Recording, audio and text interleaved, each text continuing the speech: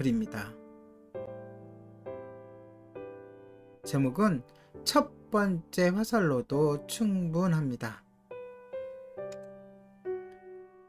부모 세대는 지금처럼 경쟁이 심하지도 않았고, 물론 그때도 경쟁이 심했어요, 사실은. 기회도 적지 않았습니다. 반면 지금의 청춘은 환경 자체가 부모 세대보다 한참 불리합니다. 그러다 보니 시작하기도 전에 포기하는 사람이 많습니다. 심지어 7포 세대라는 말까지 등장했습니다. 7가지를 포기한다라는 말인데, 그 7가지란 연애, 결혼, 출산, 내 집 마련, 인간관계, 꿈, 희망을 포기하는 것입니다. 왜 시작하기도 전에 포기 뒤에 숨어버립니까? 거부당하기 전에 먼저 거부하는 것은 자존심을 지키기 위하여 자존감을 포기하는 어리석은 짓입니다. 하지만 우리 사회에 이러한 생각이 특히 젊은 세대에 팽배합니다. 다재다능한 젊은이들이 집이 없어서 결혼을 못해요. 키가 작아서 연애를 못해요. 취업을 못해서 다른 건 꿈도 못 꿔요. 같은 말을 할 때마다 정말 안타깝습니다.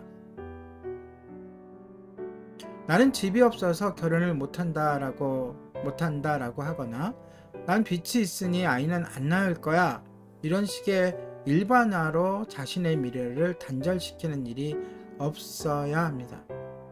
이러한 부정적인 생각은 참으로 그 뿌리가 깊어서 쉽게 없어지지도 못할 뿐더러 조금만 상황이 안 좋아져도 불쑥 튀어나옵니다.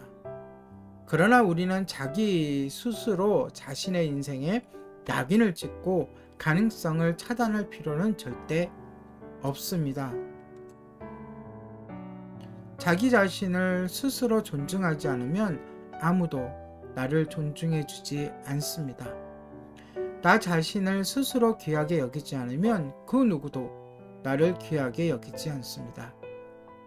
지금의 현실에서 벗어나고 싶다면, 그리고 조금이라도 다른 삶을 살고 싶다면, 이제까지 스스로 자신에게 쏘아대던 비난과 부정의 화살을 멈추어야 합니다.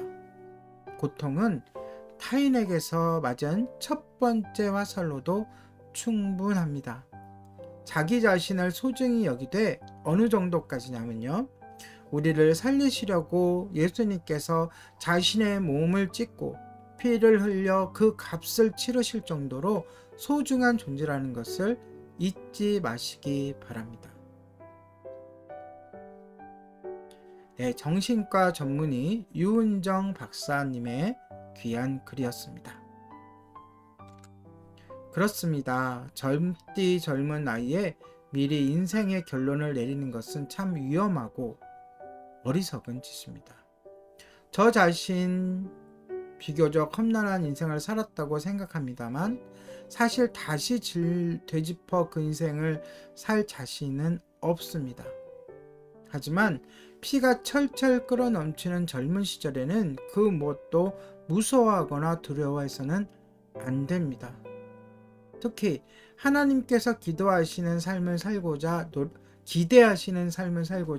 노력해야 합니다.